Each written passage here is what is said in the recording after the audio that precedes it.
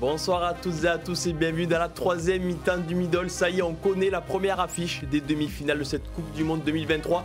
Les Pumas qui se sont qualifiés cet après-midi affronteront la Nouvelle-Zélande parce que les All Blacks ont fait tomber ces Irlandais numéro 1 mondiaux qui n'ont toujours pas passé le cap des quarts de finale en Coupe du Monde. Avec moi sur le plateau pour débriefer ce choc ultime qu'on a vu sur la pelouse du Stade de France, la même équipe que la première partie de la troisième mi-temps, c'est Nicolas Hugo et Théophile. Bonsoir messieurs. Salut tout le monde. Bonsoir. Alors voilà, je l'ai dit, les All Blacks ont battu 28-24 l'Irlande. Les Irlandais à la fin, genoux au sol et en larmes bien évidemment. Ne jamais enterrer les Néo-Zélandais, c'est un peu ce qu'on retiendra de cette rencontre, Nico. On en parlait, beaucoup de monde voyait les Irlandais gagner, ces Irlandais numéro 1 mondiaux qui avaient impressionné toute la planète dans la phase de poule. Et bien au final, c'est pas passé encore une fois face à des All Blacks qui sont toujours les joueurs qui mettent le maillot noir, quoi. Les All Blacks, c'est plus du tout la même équipe qu'en début de compétition. Ils ont rentré tous leurs titulaires, tous leurs joueurs cadres. Sam Cane, qui n'était pas là en début de compétition, qui avait été un peu, qui avait fait critiqué. Un retour un peu difficile face à l'Italie. Puis après un match tout à fait normal, on va dire, face à l'Uruguay. Là, il a remis les pendules à l'heure. C'est un grand capitaine, un grand troisième ligne. Il a rattrapé je ne sais pas combien de coups aujourd'hui. Mais cette équipe, elle n'a plus rien à voir avec celle de fin août, début septembre. On a retrouvé l'équipe des Blacks qui avait réussi à enchaîner 10 matchs sans défaite depuis novembre 2022. Qui avait gagné le Rugby Championship, tout ça. Exactement. N'hésitez pas, dans le chat, Théophile est aussi là pour ça. Il va nous apporter son expertise au rugby, déjà, mais aussi récolter tous vos avis, vos questions. Vous le savez, dans cette émission, après, on aura l'analyse. On aura Emmanuel Massicard aussi, qui était dans les tribunes du Stade de France, qui ont dû faire beaucoup de bruit. Un peu moins après le coup de sifflet final. Pour ceux qui ont suivi la chanson Zombie, si Fétige des supporters irlandais n'a pas résonné ce samedi soir, tant mieux pour les Néo-Zélandais.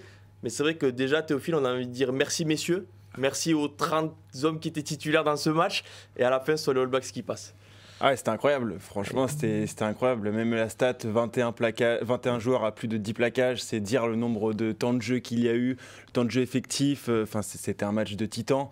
La dernière possession irlandaise dure 6 minutes. 5 minutes 15 exactement. 5 minutes 15, ce qui est immense. Et en fait, dès le début de match, on le sent que ça n'a rien à voir. C'est pas le même sport que l'autre quart de finale entre le Pays de Galles et l'Argentine. Et puis, ça part sur des bases de folie et ça s'arrête jamais en fait. Ouais. Et donc, c'est assez incroyable. On a assisté à un vrai gros match. On est obligé d'y revenir sur cette dernière action. Nico qui est parti dans le camp irlandais et qui a avancé petit à petit. Voilà, on l'a dit, 5 minutes 15, plus de 30 phases de jeu. Et à la fin, c'est Samuel Whitelock, si je ne me trompe pas, qui gratte ce ballon, qui libère tout un pays, qui en détruit un autre. Mais cette dernière action, elle va rester dans les esprits d'énormément de personnes et même après la Coupe du Monde, quoi. C'est le match qu'on attendait et cette action... Tout à l'heure, en avant-match, je disais attention, cette équipe de Nouvelle-Zélande, elle joue toujours très bien au rugby, elle sera performante de ce point de vue-là, mais après, maintenant, elle a besoin de montrer que c'est une grande équipe courageuse, vaillante, et ben là, elle a fait une séquence défensive, 37 phases de jeu à défendre, sans jamais se mettre à la faute, alors qu'on a longtemps appuyé sur ce problème d'indiscipline en début de compétition de la part des All Blacks, qui avait pris 12 pénalités face à la France, 12 face à la Namibie. On commence à s'inquiéter, surtout ils concédaient des fautes un peu bêtes, et d'ailleurs ils en ont concédé pendant le match aujourd'hui des petites fautes un peu bêtes, notamment à 13-3 je crois, ils reprennent 3 points rapidement sur le coup d'envoi pour une faute un peu stupide. Ils ont concédé aussi 2 cartons jaunes, et puis voilà, quand ça compte vraiment, quand il y a sur cette dernière action, ils sont parfaitement en place, ils ont su contenir ces Irlandais en coupant la vitesse qui fait la force du jeu irlandais au sol. Les Irlandais, ils ont dû plus aller batailler dans les rucks avec la fatigue. Les ballons étaient ralentis et pendant 5 minutes, les Blacks ont pu défendre en gagnant même par moment du terrain. On reviendra sur cette dernière action parce qu'on me dit, on me dit que Emmanuel Massicard est en direct avec nous depuis le Stade de France. Voilà, on le voit. Salut Manu, les garçons. Est-ce que vous m'entendez bien? On t'entend très bien. On t'entend très bien, nickel. On était en train de parler, tu étais dans les tribunes, tu as eu la chance d'aller dans les tribunes du Stade de France ce soir. On parlait de cette dernière action. Alors directement, première question obligatoire. Qu'est-ce qu'on en retient quand on sort des tribunes du Stade de France de cette dernière action qui a duré 5 minutes 15 et qui a vu les Blacks terminer la rencontre par un grattage de folie? C'est complètement fou parce qu'elle démarre à la 77e ou 78e. Il reste 2 minutes, tout le monde se dit que c'est terminé. Sauf que les Irlandais tiennent super bien le ballon. Les Blacks ne se mettent jamais à la faute. c'est souvent très très limite au sol, mais ils ne se mettent pour le coup jamais à la faute. Et tu vois que finalement les Irlandais, leur problème c'est qu'ils n'arrivent jamais à accélérer le jeu sur cette dernière possession et ils attendent. On a l'impression qu'ils attendent la pénalité pour aller en pénal touche et puis pour faire carrément la balle de match, quoi. Tout le public, tout le stade était complètement médusé. Il y avait quasiment plus de bruit, sauf sur les 2-3 derniers mouvements, mais tu sentais vraiment que les gens étaient suspendus à cette action qui était complètement dingue. Et justement, après cette action, le stade, parce que on a beaucoup parlé des supporters irlandais qui faisaient beaucoup de bruit, qui envahissaient les tribunes du Stade de France. Ils l'ont encore fait lors de ce quart de finale. Lors du coup de sifflet final, lors du coup de sifflet de Wayne Barnes, qu'est-ce qui s'est passé? Une grande partie du stade s'est assise et a commencé à pleurer.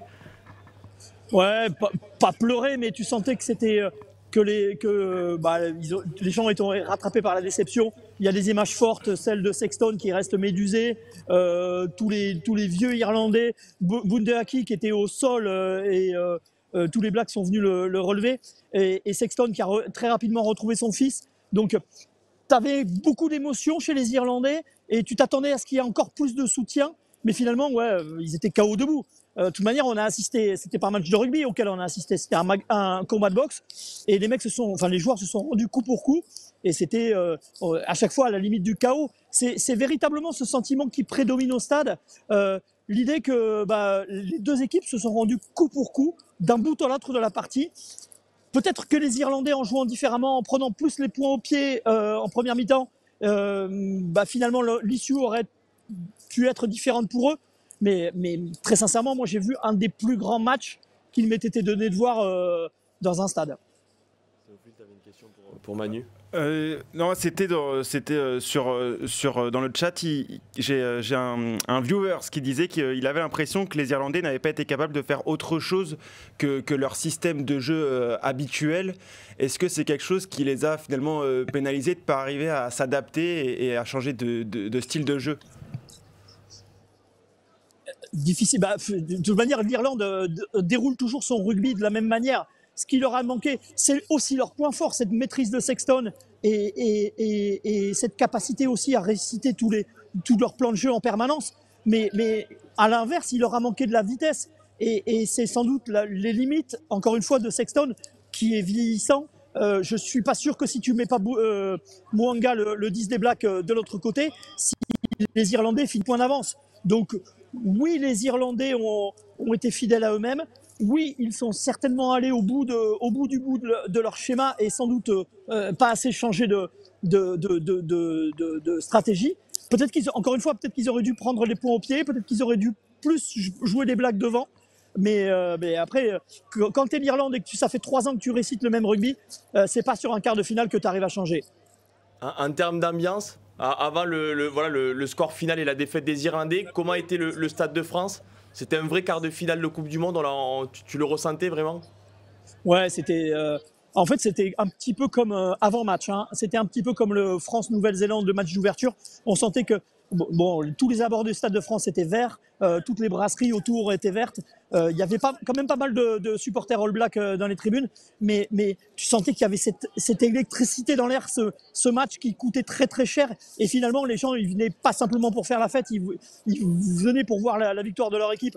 Donc, il y avait quand même pas mal de tension. Je ne sais pas si ça s'est ressenti pendant le match, enfin pendant l'hymne, mais les chants irlandais ont couvert le haka. Ça fait drôle dans le stade, c'est rare quand on voit ça. Et après, il y a eu des très très gros temps forts. Quand les Irlandais ont remarqué, tout de suite le public s'est remis à pousser derrière et il y avait une très très belle ambiance. Ouais. Comment a été accueilli, si tu as vu des personnes réagir au numéro 8 qu'ont fait les Irlandais je mets des guillemets pour célébrer ou pour rendre hommage plutôt à Foley, l'ancien entraîneur du Munster qui était tragiquement décédé à Paris il y a quelques années. Comment il a été accueilli? Est-ce que dans les tribunes ça a été surpris ou au final comment ça a été accueilli? Si tu veux, du stade on le voit pas forcément très très bien. Parce qu'il manque la hauteur, il manque la perspective. Certainement que derrière les poteaux, les gens l'ont mieux vu. Surtout, les gens se sont concentrés sur, oui, effectivement, la position des Irlandais derrière le haka. Et très rapidement, ça a commencé à chanter. Donc, finalement, c'était la réponse des Irlandais au haka. Je ne suis pas sûr que les gens aient bloqué sur le 8, sur la position des joueurs. Ok. Une question dans le chat peut-être, ou vous messieurs? Pas de questions? Et vous, qu'est-ce que vous en avez pensé du match? Non, mais on a vu clairement que les Blacks avaient une stratégie. Ils ont commencé par attaquer frontalement les Irlandais dès les débuts du match. Là, ils ont voulu faire un jeu presque qui ne leur convient pas forcément, mais ils ont fait beaucoup de séquences. Là, la première séquence qui dure aussi, qui est aussi monstrueuse peut-être. Ouais. Tout autant que la dernière, mais là en attaque ils font un jeu à une passe pour aller cogner fort sur les Irlandais et leur montrer que ça allait pas être rigolo aujourd'hui. Ouais, d'entrée, et ce qui m'a impressionné, c'est la vitesse de libération des ballons sur ces premiers temps de jeu, en première mi-temps notamment, où les Blacks, finalement, ils arrivent à faire reculer, ils les prennent en frontal, mais ils arrivent à les faire reculer, et les Irlandais, ils ont été assez déboussolés là-dessus, comme ils ont été déboussolés par la défense Black, qui les fait reculer pendant une très très grande partie du match. Finalement, tu sais, j'ai l'impression que même si les Irlandais sont forts et dominants sur les phases de conquête et notamment sur les pénales touches, j'ai pas l'impression que les Blacks aient été... il y a 2-3 coups derrière les ailiers qui sont dangereux, mais j'ai pas l'impression que les Blacks se sont sentis en danger pendant une grande partie du match. On a l'impression qu'ils avaient choisi une stratégie défensive, ça veut dire de se concentrer sur le centre du terrain, sur Bundee Aki, quitte à laisser des espaces sur les extérieurs, et après pour rattraper les coups sur les extérieurs, mais vraiment pour éviter toutes ces redoublées que font les Irlandais souvent et qui permettent de mettre de la vitesse dans le jeu. Là, ils se sont concentrés là-dessus, les Blacks, quitte à laisser les couloirs des 15 mètres de chaque côté. C'est ça, exactement. Il y avait le deuxième centre Black ou même l'ailier qui coupait assez rapidement les extérieurs pour garder les Irlandais au milieu et puis forcer Bundee Aki et Ringrose à venir s'empêtrer au milieu. Finalement, il n'y a que en fin de match où il y a eu quelques espaces sur les extérieurs. Et puis, tu sens que les Irlandais ont eu quand même beaucoup de mal à toucher leurs ailiers directement. Ouais, et puis, justement, toi, tu étais aussi au match d'ouverture contre les Bleus. Alors, c'est difficile de comparer les matchs parce que c'est pas le même adversaire, les mêmes contextes. Mais ce soir, il y avait les All Blacks en mode phase finale de Coupe du Monde. Je pense qu'en termes, voilà, tu n'as pas là en termes de rapidité d'exécution, mais même en termes d'intensité, en termes de tout ça, c'était le jour et la nuit. Ouais. Jordi Barrett, c'est pas du tout le même. Scott Barrett, il est toujours au même niveau. Mais la deuxième ligne, Retallick, c'est pas du tout le même joueur qu'on a vu sur le premier match. Il manquait Sam Cane. Très clairement, les Blacks ont haussé leur niveau. Et en fait, Black et Box, finalement, les matchs de poule, tu as l'impression que c'était quasiment pas anecdotique, évidemment. Parce que les défaites concédées par les Box et la défaite concédée par les Blacks face à la France, finalement, elles comptent. Mais pour eux, la compétition, elle démarre en quart de finale. Et tu sens que c'est... Enfin, on verra demain. Hein, mais tu sens que les Blacks, ils sont programmés pour cette phase finale.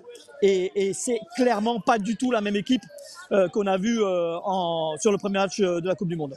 Manu, tu as cité deux mecs, Jordi Barrett qui n'était pas là au premier match. Effectivement, on sent qu'il est là pour bonifier tous les ballons. En tout cas, tous les ballons où ils ne savent pas quoi en faire, c'est lui qui les utilise et qui essaye de les remettre dans l'avancée. Et puis, ouais, effectivement, Retallick, il avait 15 minutes dans les jambes face à la France. On voit que c'est un guerrier. C'est celui qui donne le ton en termes de combat à cette équipe. Et avec Scott Barrett, bien sûr. Et Scott, vous avez les stats de plaquage ou pas? Ouais, 18 plaquages de Scott Barrett. Ouais, c'est monstrueux, c'est juste monstrueux. Sam Cane, 21. Ouais. Sam Cane, il nettoie tout, mais Barrett, en deuxième ligne, c'est juste monstrueux. Et après, comme tu le disais, Nico, Retallick, on a retrouvé un très très grand Retallick qu'on n'avait pas sur le premier match. Ouais, ok. Ben, on te remercie, Manu, d'être venu dans l'émission. Voilà, ouais, bah écoutez, le stade se vide, il y a encore du monde un peu partout. Ce qui est bizarre, c'est que c'est bizarre, et non, c'est pas bizarre non plus. Ça n'a pas chanté. Les Irlandais ont été certes hyper contents et hyper fiers de leur équipe pour en avoir discuté avec certains, mais ils étaient quand même KO debout parce qu'ils pensaient réellement pouvoir battre les Blacks aujourd'hui. Ouais, et on espère, tu as cité l'Afrique du Sud, qu'eux ne se réveilleront pas totalement demain soir. On les veut bien. Mais bon, après leur phase de poule, il n'y a pas de souci. Tu sais, je me demande s'ils n'étaient pas contents d'avoir perdu contre les Irlandais pour éviter les Blacks en quart de finale. Hein. Bah, écoute, en tout cas, on espère qu'ils regretteront de jouer la France en quart de finale. Merci Manu. Ouais, Salut les garçons, bonne émission et à demain. Bonne soirée. Salut. Ciao. Soirée. Oui, c'est sûr que ça n'a pas dû chanter totalement. Après le match, les supporters irlandais, bon, ils vont quand même faire la fête, hein, ils ont une réputation à tenir, voilà, ils se respectent. Mais ils ont pris une petite clim. Et Emmanuel a cité quelque chose, ces Irlandais qui n'ont pas pris les points en début de match. Oui. On a été surpris, Nico, mais ils ont joué 20 minutes à 15 contre 14 aussi. Aaron Smith et Cody Taylor ont pris un carton jaune. Tu prends pas les points, à la fin, tu changes de stratégie à l'heure de jeu, tu prends les points. Sexton, le mec qui te lâche jamais depuis 10 ans, te lâche au pire des moments. Te mets pas la pénalité.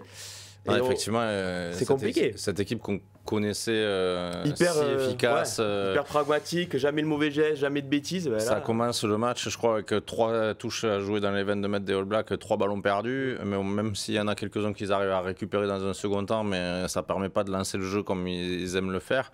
Et puis effectivement, à 3-0, ils ont une pénalité, ils vont directement en touche. Ouais. Je pense que là, c'était un quart de finale à la Coupe du Monde. Alors effectivement, s'ils avaient marqué, on aurait dit ils marquent de suite leur territoire. Mais les Blacks, ils ont fait 25 temps de jeu pour marquer. Et ils se sont contentés de 3 points sur leur première action, alors que tout le monde se disait tout ce temps de jeu pour 3 points, mais en fait les Blacks ils avaient compris ce qu'ils jouaient, quoi. Et puis on se posait la question aussi de comment allait réagir le 5 de devant. Ouais, et en fait, plutôt bien. Bah oui, les mieux premières mêlées, Andrew Porter. 3 pénalités gagnées en mêlée. Ouais, c'était inattendu. Enfin, celui-là, il fallait le parier avant le match. Déjà, il fallait parier sur la victoire de Nouvelle-Zélande, mais encore plus, je pense, sur une domination devant de la Nouvelle-Zélande. Et en fait, moi, ce qui m'a impressionné, c'est dans les rucks. C'est-à-dire qu'on parlait des libérations rapides des Néo-Zélandais, mais les libérations lentes des Irlandais. De l'autre côté. Très peu de fautes dans les rucks. Je veux dire, ils sont châtillés, alors que c'est leur point fort. C'est là-dessus qu'ils se basent sur les vitesses sorties de balle, etc. Et là, en fait, ils se sont fait chacailler devant, réellement, et ils n'ont pas gagné tant de pénalités que ça non plus. Quand ils défendaient les gratteurs habituels, on les a moins vus qu'à l'accoutumée. Donc au final, la copie générale, elle est moyenne plus, mais ça suffit pas pour passer ces Blacks-là, quoi. Effectivement, il y a eu très peu de grattage d'Irlandais, alors qu'on peut en citer Savea devant Savea, Kane, elle a fait la dernière action. La dernière action, de grattage. Il y a eu beaucoup de grattage néo-zélandais sur des situations très dangereuses. Et après il faut aussi renoncer à ce qu'a partir de ça, les déblayages néo-zélandais. Plusieurs fois, on en souriait presque. Ils s'en sortaient toujours bien. Même à un moment donné, Ronan Keller, il va gratter le ballon. Ou un des seuls rucks où les Néo-Zélandais n'avaient pas très bien joué, il fait en avant, du coup mêlé pour les Néo-Zélandais, pénalité pour la Nouvelle-Zélande. Bon, c'était le match des Néo-Zélandais, mais les déblayages néo-zélandais, plusieurs fois, j'ai vu des mecs, ils avaient l'attitude exceptionnelle, quoi. Les Néo-Zélandais, ils étaient bénis par les yeux du rugby en début de match. Hein. Je dirais la première action, Aaron Smith, qui est peut-être un des meilleurs demi-de-mêlée du monde, il envoie une passe dans les chaussettes. Ouais. Sur deuxième, passe droite. Passe droite sur la deuxième action. Même à la fin. Il y a un premier dégagement, il trouve une touche de 5 mètres. Un dégagement en l'air, pareil, c'est presque derrière le botteur. Ils font une entame de match sur des petits détails où on se dit les Irlandais là c'est pour eux ce soir, mais ils s'en sortent toujours et effectivement il y a un grattage par-ci. Ça fait 13-0 au bout de 20 minutes au final. C'est assez fluide, quoi. On l'a noté avec Théophile, ils n'ont jamais été menés.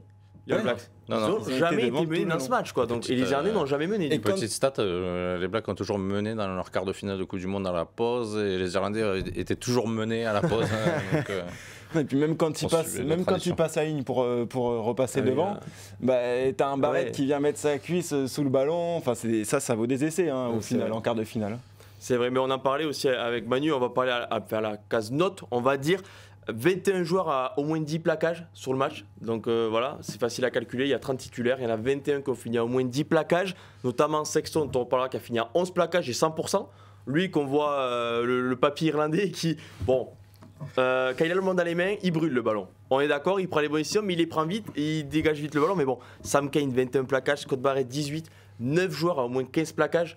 C'est quand même fou. On va dire que c'était plus facile d'avoir des belles stats en défense sur ce match-là que sur le Galles-Argentine où il n'y a pas eu autant d'actions qui sont allées sur des longs temps de jeu. Théophile était strict en disant que c'était pas le même sport. Il y avait le même ballon, les mêmes poteaux, mais je suis pas loin d'être d'accord avec lui.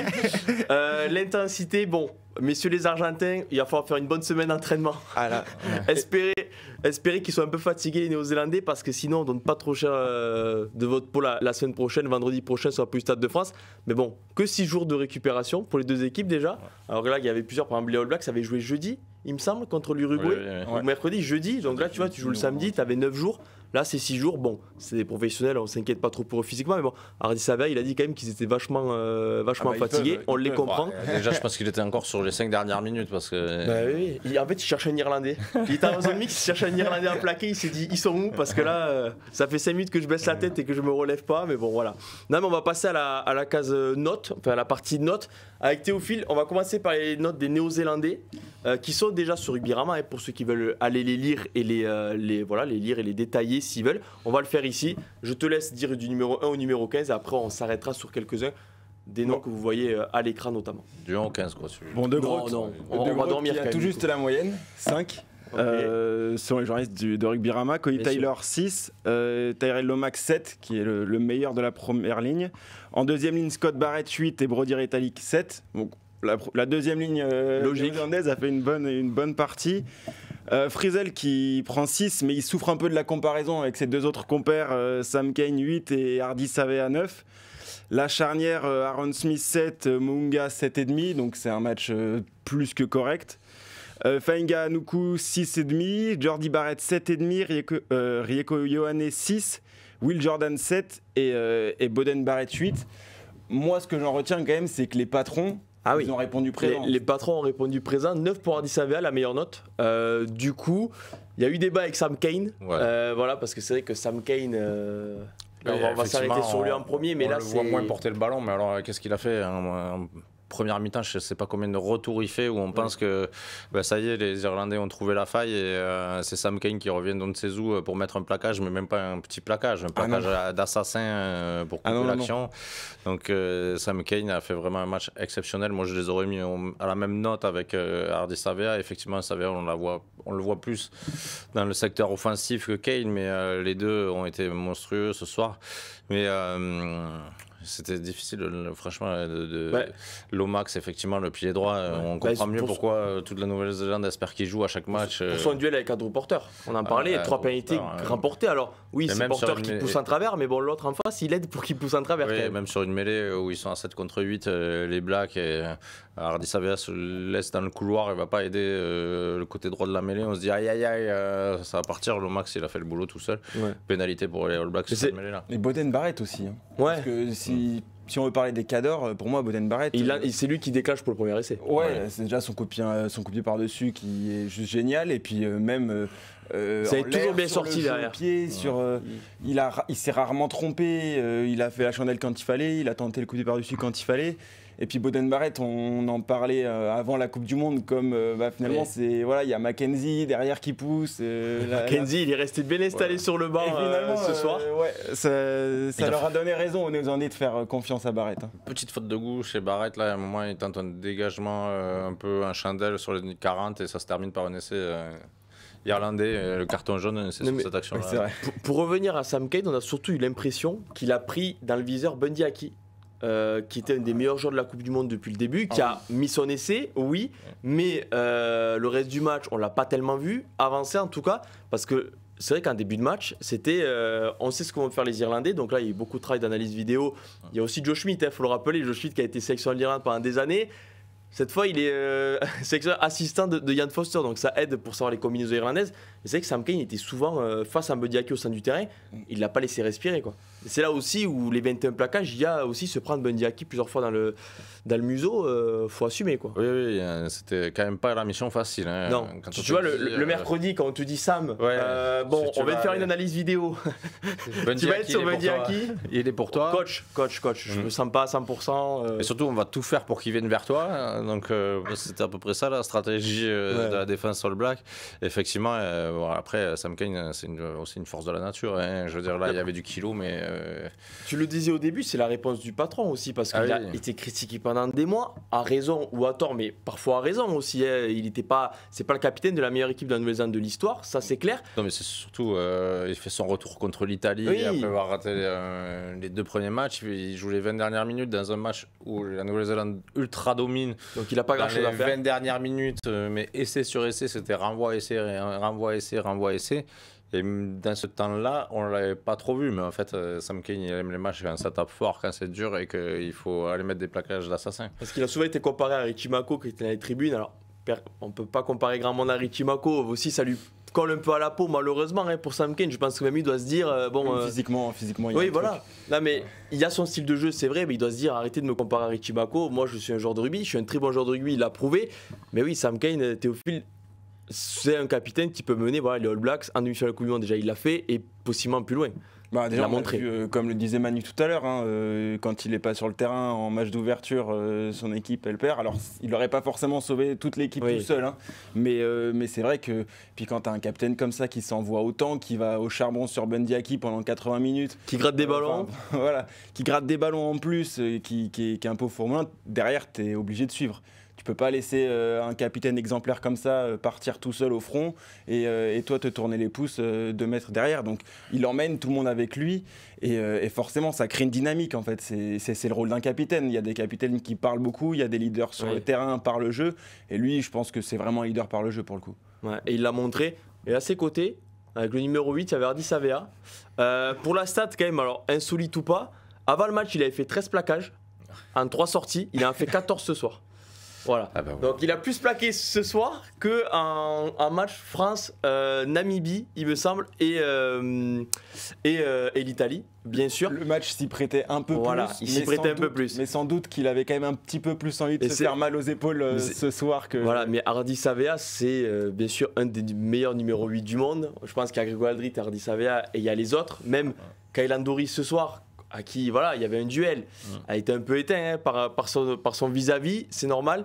Ça va un essai, 14 plaquages, 2 manqués, 4 défenseurs battus. On parlait de la première phase aussi où tu le vois, je pense, 6 ou 7 fois percuté dans la défense irlandaise.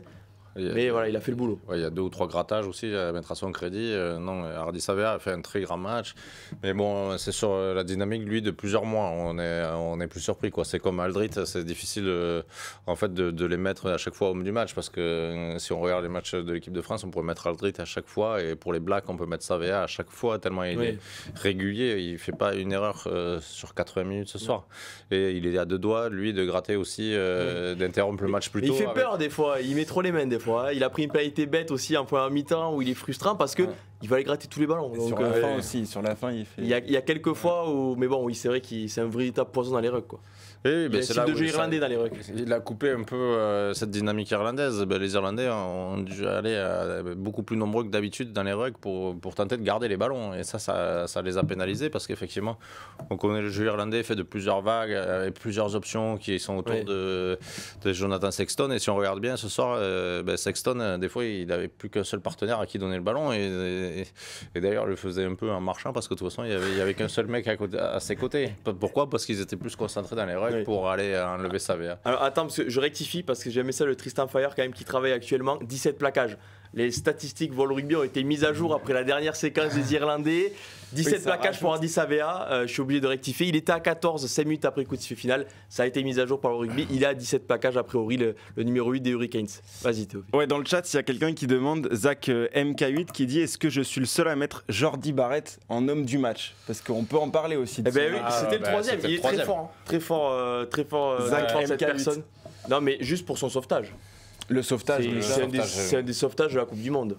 Il y a ce sauvetage-là, et puis en début de match... On en rigolait. On a rigolé, mais il avait tous les ballons pourris. Tous les ballons pourris. Il était obligé de baisser la tête et d'y aller. Il regagnait la ligne d'avantage à chaque fois, et puis il se transforme en buteur numéro 1 de l'équipe au retour des vestiaires. Sa dernière pénalité qu'il met au moment où il frappe, il a le corps complètement désarticulé mais passe en plein milieu. Non, il a été un des grands bonhommes de cette équipe ce soir. De manière un peu plus large, Jordy Barrett, bien sûr, il a loupé le début de la Coupe du Monde, il a été touché, mais il avait fait un été énorme avec les All Blacks, repositionné en 12 parce qu'il a joué 15, il peut jouer 13, il a été repositionné en 12 depuis plusieurs mois. On était ralliés, non, mais il y avait même des internationaux français qui disaient les All Blacks, attention, ils ont trouvé leur 12 qu'ils n'avaient pas remplacé pendant des années. Cette fois, ils ont installé Jordy Barrett. Ça change beaucoup de choses dans leur jeu. Là, on le voit ce soir. C'est vraiment le mec peut-être qui régule tout en fait derrière et qui change un peu le visage de ces All Blacks qu'on l'a pas reconnu de ce soir au match contre la France par exemple dont on a parlé. Est-ce que Jordy Barrett, il l'a prouvé ce soir, c'est vraiment le joueur qui a tout changé dans cette équipe? Ou Oui, presque. Effectivement. Ben, c'est un peu comme en équipe de France. Il y a 10 ans, on disait que Josion, c'était la machine à laver. Un peu, quand tu savais pas quoi faire, tu lui donnais le ballon et il ressortait toujours bonifié. Effectivement, Jordi Barrett, c'est le même genre de joueur, hein, aussi gaillard, donc capable de s'en sortir dans toutes les situations, avec peut-être cette vitesse qu'ont pas certaines 12.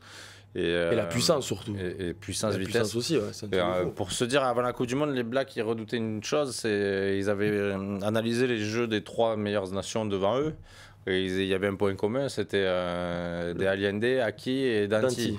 Donc ils se sont dit, nous on n'a pas ce genre de profil, donc on va essayer, au début de l'été, de mettre Jordi Barrett qui est solide, mais qui va plus vite que ces 3-là. Et effectivement, c'était la bonne solution. Et puis il a aussi, il a le jeu au pied. Ouais, voilà, ça change beaucoup de choses. Il offre aussi une longueur de pied, tu vois, un nouveau pied sur le terrain. T'as Richie Munga qui est dans le ruck pour aller déblayer, ou Jordi Barrett, ou Boden Barrett, pardon. Jordi Barrett, ça se recule, ça envoie un gros parpaing devant. Tu vois, il a une palette hyper large. Ouais, c'est ça. Il a son passé de 15 qui lui donne aussi de la vision du jeu, qu'aurait un peu moins des Bundy Aki ou des Joe Danti. Et donc le fait qu'il soit devenu. Enfin, j'ai l'impression qu'il s'est épaissi quand même. Mais je trouve qu'il se clairement sacrifie dans ce collectif en fait, parce que par rapport aux joueurs que c'était au début de sa carrière, qui était, je sais pas, une espèce de Will Jordan en efficacité, en vitesse, qui était un peu spectaculaire. Là, il joue sobrement, mais pour l'équipe. Et on voit moins peut-être offensivement qu'à un certain moment, mais il se sacrifie pour le collectif. Ouais, en tout cas, on a vu qu'il se sacrifiait dans des matchs comme ça, parce que tu vois, quand l'Italie où il y avait des espaces, on a vu tout son talent, il s'était régalé, il avait offert des essais, je sais plus, à Aaron Smith, tout ça, mais là ce soir, il s'est dit ça va ferrailler, pas de souci, tu vois, on en sourit, mais tous les ballons pourris, s'il faut baisser la tête, et bon, tu vois, c'est bon, c'est pas méchant, c'est pas Sexton, quoi, il balance pas le ballon au copain, en train de lui dire vas-y pour voir toi, après, si tu veux, je vais me déblayer, mais vas-y. Non mais vas-y, non mais c'est vrai, et je le pense honnêtement, ce joueur il change beaucoup de choses, la ligne arrière il régule tout, c'est le frère aussi de Boden, je pense qu'en termes d'automatisme on peut difficilement faire mieux, voilà, et Richie Munga on le voit, qui est aussi, je pense, bonifié en ayant Jordi Barrett à côté, parce que moins de responsabilité aussi. Alors, est-ce que Richie Munga, lors de ce match, était un peu touché, tout ça, et ça a changé de buteur un peu d'une minute à l'autre? La pénalité de 50 mètres, on comprenait que Jordi Barrett la prenne et la mette à 3-0. Bon, après, il y avait pénalité à 45 mètres. Après, ça change sur l'essai de Jordan. Où, la transformation en coin. Ouais, voilà, où Munga fait justement la course tranchante. Alors peut-être qu'il ne s'était pas senti après qu'il a dit vas-y, prends là. Bon, il l'a mis. Voilà, et puis après, il est resté sur celui qui a continué à buter. Mais je pense que sans remettre en cause ou en doute la victoire de l'équipe de France lors du match d'ouverture, mais il aura cruellement manqué. Lomax, Retallick, Kane, Jordi Barrett. Jordi Barrett. Voilà quoi, ils ont retrouvé 5 mecs qui changent complètement l'équipe. Forcément, du coup, ça densifie aussi le banc. Parce que des mecs, les Papali qui sont des énormes joueurs, tout ça, mais aujourd'hui ils sont sur le banc. Quand on voit Papali, il est rentré. La dernière action, il s'est pas échappé. Non, il a fait un travail là sur les 5 dernières minutes. Voilà. Même, ça plaque, ça gratte. Et même Sam Whitelock en fait, qui a fait une entrée mitigée au début, qui s'est bien repris parce qu'il nous a fait peur au début. Et puis voilà, mais qui a peut-être 20 minutes aujourd'hui à ce niveau-là en fait. Oui, c'est vrai. Non, c'est vrai que les All Blacks ont retrouvé un peu toute leur force.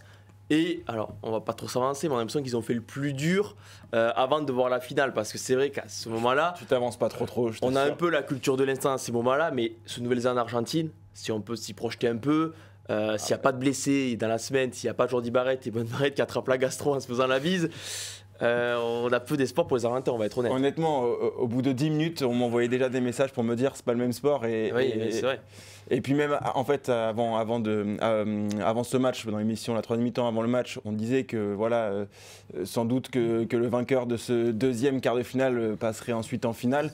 Bon bah clairement les deux matchs ne nous ont pas fait mentir. Enfin, oui, c'est vrai. On a du mal à imaginer l'Argentine se révolutionner et puis ce qu'on disait avant le match, c'est-à-dire que l'Argentine qui se qualifie grâce au cœur, là tu peux avoir tout le cœur que tu veux. T'as du mal à les voir, les inquiéter. Ouais. Après bon, il faut quand même les Argentins ils sont très forts pour faire déjouer les équipes adverses. Oui, l'Irlande a voulu jouer son jeu, que c'était une vraie opposition entre deux équipes qui ont voulu s'imposer.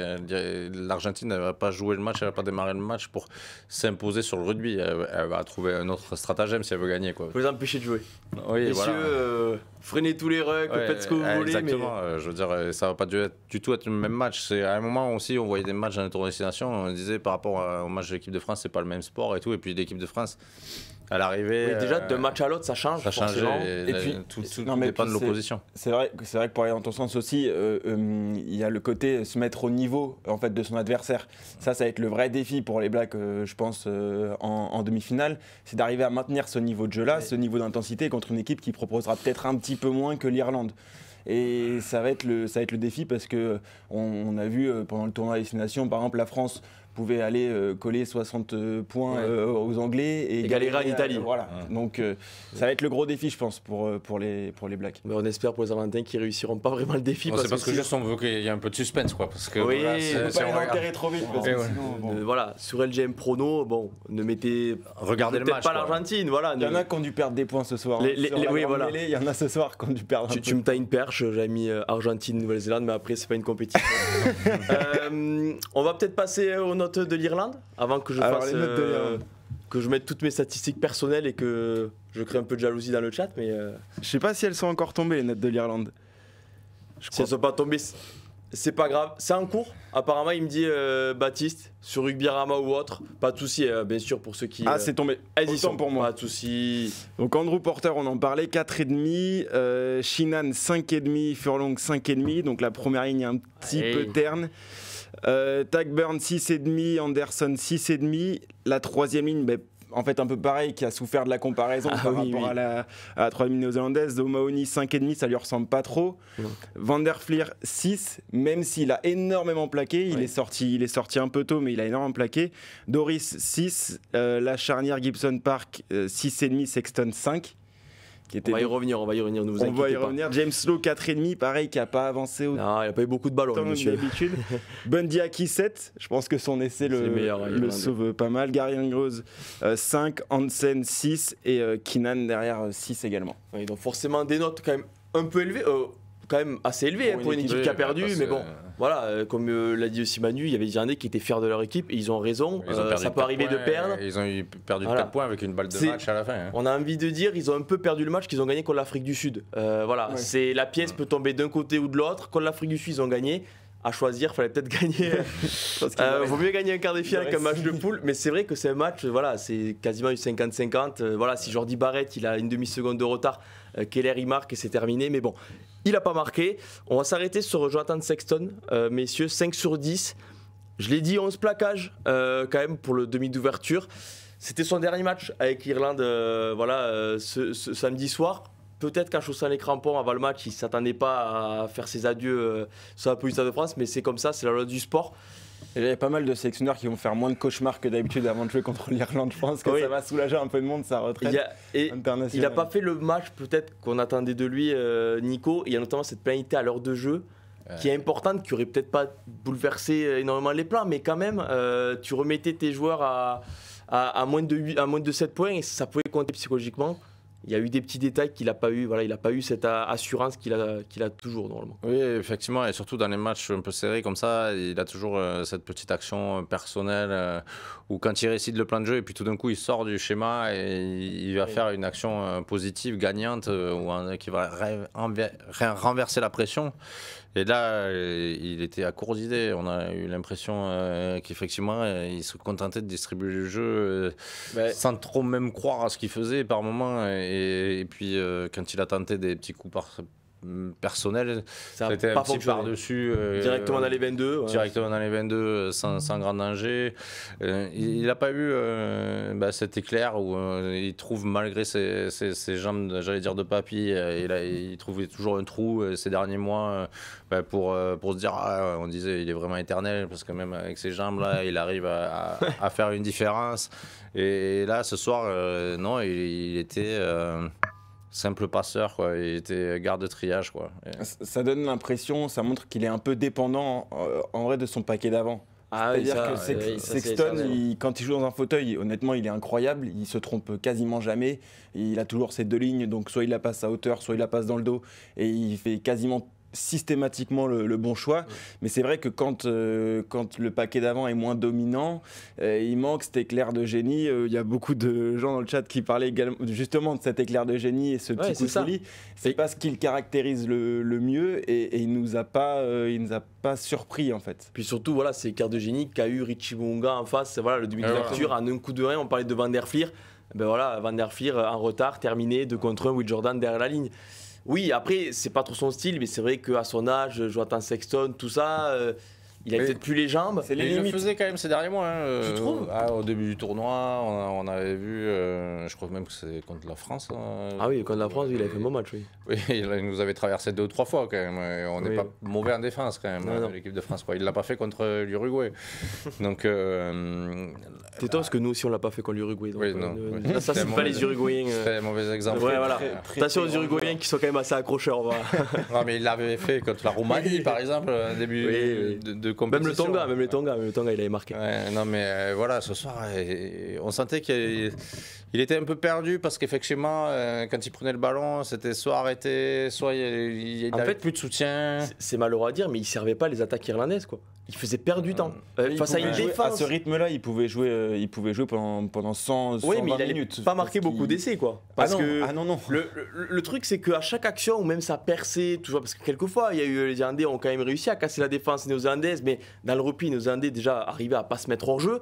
Mais tu avais à chaque fois, Jonathan Sexton, face à une défense agressive comme ça, typiquement, Bundy Aki, ça l'a pas servi, quoi. Parce que souvent, oui, il était servi par Sexton, mais la seconde trop tard, quoi. Donc en fait, soit Sam Game, soit un autre arrivait et prenait Bundy Aki direct. Donc il a pas servi les attaques irlandaises, en fait, j'ai l'impression. En fait, Non, il y non. avait clairement moins d'incertitude que d'habitude. Alors, c'est pas forcément que de son fait à lui, hein, parce qu'il Oui, non, c'est un il tout. est tributaire de la vitesse de la sortie de balle, etc. Mais c'est vrai que d'habitude, tu te retrouves avec 2 avions qui ont 2 mètres d'écart et tu sais pas lequel prendre. Bah là, ils allaient tous un peu moins vite que d'habitude, et donc forcément, en plus, comme les Néo-Zélandais, comme tu le disais, Nico, au début de cette émission, ils ont décidé de densifier le milieu de terrain. Ils n'étaient pas si surpris que ça et donc très peu débordés. Je pense que c'est là où, avec un peu plus de fou, il fallait il n'a pas réussi à trouver des solutions, à s'adapter, quoi. Il aurait peut-être fallu Il avait qu'il qu'un plan. il aurait fallu qu'il porte peut-être 1 ou 2 fois pour resserrer encore plus la défense sur un début de match, et ça, il l'a pas fait. Et... Typiquement, ce qu'ont fait les Néo-Zélandais lors de leur première phase. Alors oui, il y a 30 phases de jeu, c'était exceptionnel, tout ça, Ouais. mais les Irlandais ne l'ont jamais fait. C'est-à-dire envoyer les mecs percuter pendant 10, 12 phases, à part à la fin. Ouais. Dans le match en lui-même, ils n'ont jamais fixé une défense néo-zélandaise. Sur l'extérieur, ça défendait bien les Néo-Zélandais. Et comme le disait Manu aussi du stade, et derrière notre écran, ça se voyait, ils n'ont jamais été pris voilà, par surprise, les Néo-Zélandais, même quand ils étaient à 14. Parce qu'ils ont été 20 minutes à 14 aussi, il ne faut pas l'oublier, les All Blacks. Et notamment le carton jaune d'Aaron Smith, ils l'ont hyper bien négocié en début de deuxième mi-temps. Ils ont réussi à casser le rythme complet. Et c'est là où tu vois les patrons, comme tu disais, Théophile. Mais en fait, ils ont fait les essuie-glaces, quoi. Ils ont fait joué leur à schéma droite, de jeu, à gauche, à droite, à gauche. Sauf Et que puis, face à une bonne défense, ben, tu t'entêtes et tu marques pas, quoi. Ah, c'est ça, ils ont tenté de faire essuie-glace, et puis une fois sur 2, ils envoyaient Aki, et donc la défense néo-zélandaise est restée en place, et puis elle s'excitait pas, elle savait qu'elle avait laissé les couloirs, et donc effectivement, Lowe et Hansen ont eu pas mal de ballons, hein, quand même. Ouais, mais pas de décalage, en fait. Pas de décalage, donc avec 3 mecs qui revenaient toujours, C'est ça. et puis qui enfermaient les ailiers, donc ils étaient obligés de revenir. Bon, ici, il y a Hansen qui est passé sur le carton jaune d'Aaron Smith. Ouais, ou Jimmy O'Brien, en fait. Même sur un passage, ouais. je trouve. Sur Fainga'anuku, c'est la seule fois où Duncan Deb, il a réussi à laisser Fainga'anuku à louper le plaquage. Mais oui, c'est vrai. Et puis, tu parlais, Parce en fait, que- tous les ailiers irlandais, à chaque ballon, il fallait qu'ils reviennent à l'intérieur. Et Bah, ça ils prouve avaient aussi tous qu'en fait, ils n'avaient aucun espace. le meilleur défenseur, c'est-à-dire la ligne de touche voilà. à 2 mètres, et puis Obligé de t'avais revenir à 3 mecs l'intérieur. qui C'était refermaient, là, quoi. la défense des Blacks était très intelligente parce que densifier au milieu de terrain, mais quand le ballon arrivait Il glissait sur hyper l'ailier, c'était souvent par une passe longue parce que effectivement tous les Irlandais étaient attirés par ce milieu de terrain, donc une passe longue qui prend du temps à arriver. Et sur le temps de passe, il y avait déjà 2 défenseurs qui revenaient en travers, donc l'ailier il se retrouvait. Puis t'avais aussi ce qui a illustré, c'est les retours intérieurs de Gibson Park. Il l'a fait 3 fois, la 4e Aaron Smith. Et il avait tout compris.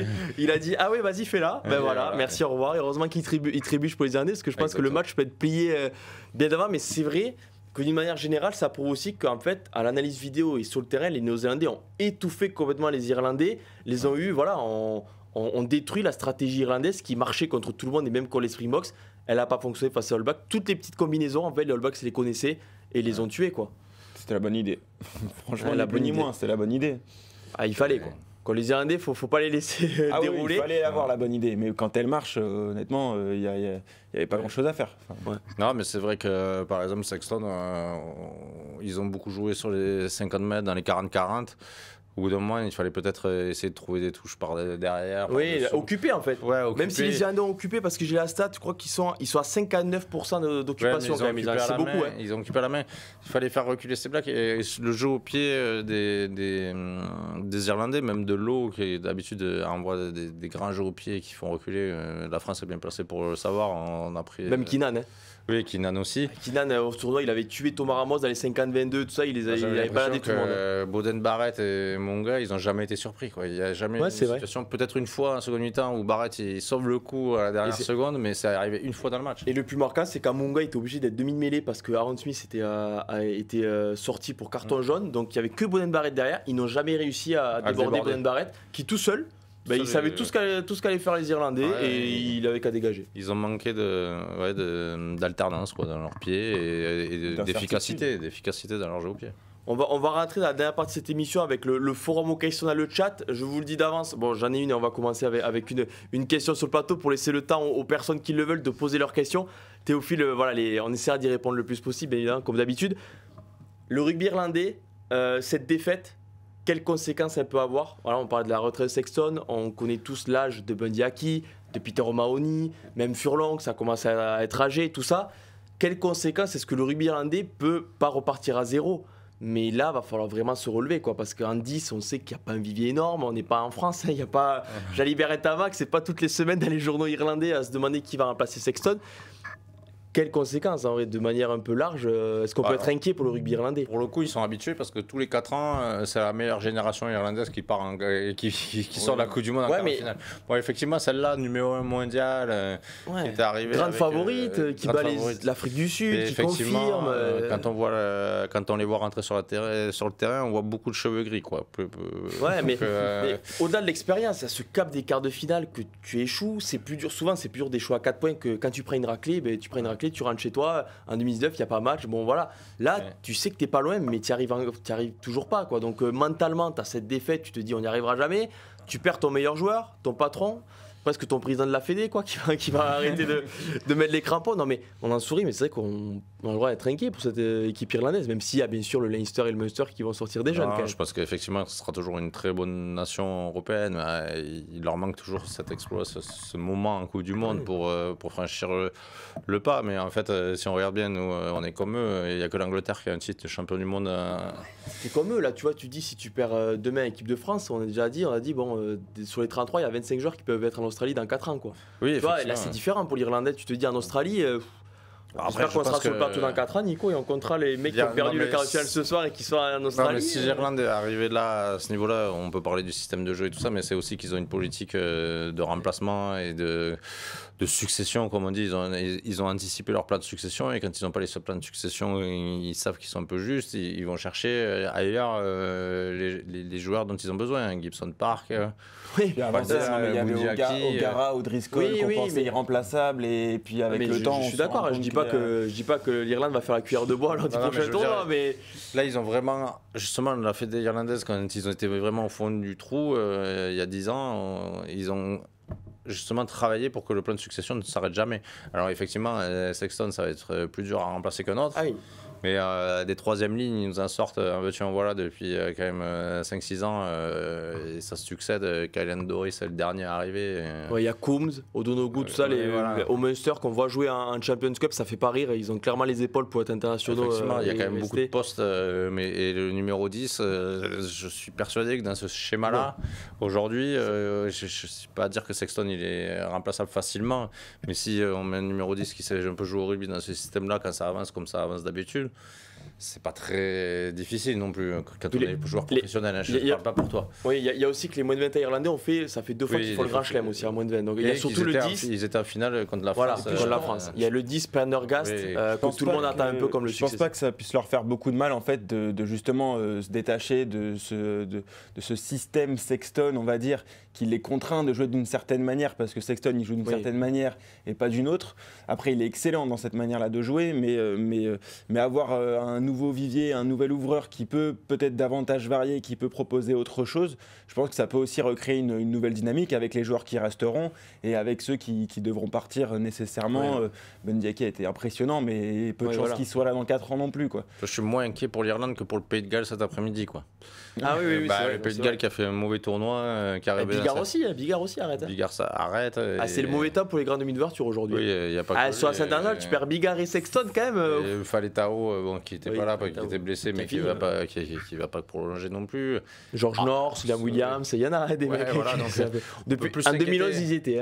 On peut s'inquiéter vraiment pour le Pays de Galles qui n'a pas fait non plus une Coupe du Monde extraordinaire pour arriver en quart de finale. Et n'a pas le vivier irlandais. Et n'a pas le vivier ni le plan de succession de l'Irlande. Pour suivre les moins de 20 ans, les moins de 20 ans gallois, ça va être c'est pas le grand chelem tous les ans. Si les Gallois allaient en demi-finale là, par un exploit face à l'Argentine, on aurait vraiment parlé d'exploit gallois, que c'était une aventure humaine, que c'était le résultat de 2 mois de préparation, etc. Alors que l'Irlande et par exemple la France, quoi qu'il se passe demain, on est plutôt sur une politique à long terme. T'es pas inquiet pour les Irlandais? On retiendra ça. Non, je pense que ça sera toujours la France et l'Irlande qui vont se battre pour le Grand Chelem dans 3 mois. Eh ben, on retient. D'ailleurs, c'est France-Irlande l'année prochaine. Voilà, c'était en Irlande ça. Du coup, la France accueillera l'Irlande lors du prochain tournoi en 2024. On va quand même rester sur la Coupe du Monde. Est-ce qu'il y a des questions dans le chat? On a un petit débat qui... Ah, ça y est, les débats dans le chat. En avant, oui ou non, sur la passe entre Ioane et Savea, parce que c'est le premier essai du match.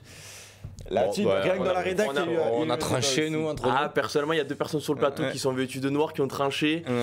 Il y en a avant pour moi, mais après, c'est des décisions arbitrales. Tu sais, on a vu Pays de... Là, il faut reprendre les positions des mains. Il y a moins en avant là que sur l'essai que les Blacks avaient marqué face à la France. On va dire, après avoir vu le geste de Guido Petit cet après-midi avec l'épaule dans la tête... On va pas, les décisions arbitrales sont propres aux arbitres. Déjà, Wayne Barr s'est pas blessé quart de finale parce qu'avec l'intensité qu'il y avait, il y a plus de chances de se blesser dans celui-là que dans le Pays de Galles Argentine. Pour ceux qui n'ont pas suivi, Jaco Peyper. Il y avait moins en avant là que sur la transmission en 2007 du français. Donc Wayne Barr, tu vois, il a été assez logique. Je me souviens malgré. T'es en train de me dire que vu que les arbitres compensent, il faudrait que Greg Joubert arbitre la finale possible finale France-Nouvelle-Zélande. Exactement. Pour qu'il fasse pas 2 fois les mêmes bêtises. Greg, si tu nous écoutes. On te paye pour rester sur la même dynamique, tu vois. Avantager l'équipe à domicile en 2011 comme en 2023. On te paye le billet d'avion si tu veux, Greg. Il y a Fred Lamanière qui demande est-ce que le fait de ne pas avoir pris les points en début de match, est-ce que c'est pas une preuve de suffisance? Preuve de suffisance, je pense pas. Ils l'ont fait contre l'Afrique du Sud, ça a fonctionné. Et ils avaient perdu toutes les touches en plus. Alors c'était pire, là ils en ont perdu quelques-unes, mais ils ont quand même réussi, tu vois, en fin de première mi-temps, ils ont réussi à marquer, qu'ils laissent de Gibson Park, qu'ils prennent les points. Suffisant, je pense pas, c'est leur stratégie. C'est leur stratégie depuis longtemps, l'équipe de France. Ils sont têtus, ils l'ont fait, puis voilà. Quand on joue contre eux, c'est pareil. J'ai des souvenirs d'un match où on n'était pas sorti de nos 22 mètres, ils nous mettaient pénal touche sur pénal touche. Au bout d'un moment, ça finit par passer. Voilà, ils sont tombés sur une très très bonne défense et ils marquent quand même sur pénal touche un essai de pénalité. Alors effectivement, en début de match à 3-0. En vrai, on va pas se mentir, on voulait prendre les points. Nous, tu vois, si on disait, on comprenait pas trop pourquoi ils prenaient pas les points. Il fallait. L'équipe qui pouvait douter ce soir, c'était les Blacks. Si le score n'était pas en leur faveur rapidement, effectivement, c'était l'équipe qui pouvait douter, c'était celle-là. Et un 3-3, 6-3, 9-3, ça aurait pu effectivement faire changer la donne en termes de confiance. Et puis ces décisions-là, en fait, c'est toujours la même chose. C'est-à-dire que si ça passe, tout le monde dit que c'est génial, comme contre l'Afrique du Sud. Et quand ça passe pas, on dit qu'il fallait prendre les points. En fait, pour un mi-temps, ça a fonctionné. Gibson Park, il a marqué. Ils ont mis 7 points au lieu de 3. Voilà, on les applaudit. Bon, au début de match, ils en ont pas mis. Au final, après, ils ont pris les points. Il a loupé la pénalité, Sexton, qui aurait pu vraiment les rapprocher. Oui, bon, comme je dis, ça ressemble vraiment au match contre l'Afrique du Sud que les Irlandais avaient gagné, ils l'ont perdu ce soir. Donc. Oui, c'est pas ça le tournoi du match. Le tournoi du match, c'est les 20 minutes en supériorité numérique. C'est ce que beaucoup de gens disent d'ailleurs. Que la gestion des supériorités numériques, c'est là où tu as vu les patrons. Parce que pas été bonnes. Typiquement, tu avais Boden Barrett, il a quand même beaucoup dégagé.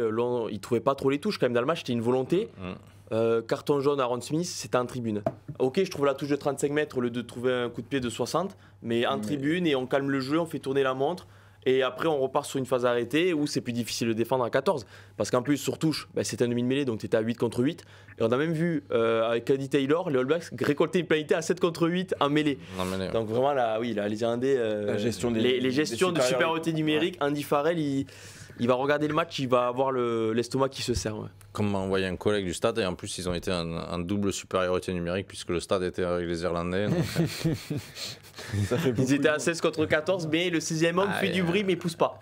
Il pousse pas. Vraiment, parce que c'est bizarre parce que 80 000 personnes poussent. Sexton, Gibson Park aussi a rangé la foule alors que le match n'était pas fait. Donc effectivement, ils en avaient besoin. Ils ont senti qu'ils en avaient besoin. Et dès le début de match, on a vite senti que Sexton allait plus parler à l'arbitre que d'habitude. Quand il y avait 13-0, c'était il y avait un peu comme il a délarté aussi. Bundy Aki nous a déçus. Bundy Aki, il y avait peut-être faute, mais bon, de là se jeter par terre, c'était pas dans son habitude, mais ça prouvait aussi que les Irlandais ont douté dès le début de match et que les Néo-Zélandais, eux, ont jamais été menés. Sinon, il y a une question, je ne sais pas si on sera assez expert pour y répondre, mais pourquoi les Irlandais ont eu autant de mal en touche ? Parce que tu as beaucoup de sauteurs du côté néo-zélandais. Énormément de sauteurs. Retallick leur a fait de vraiment Retallick, Scott Barrett, Frizzell, il saute.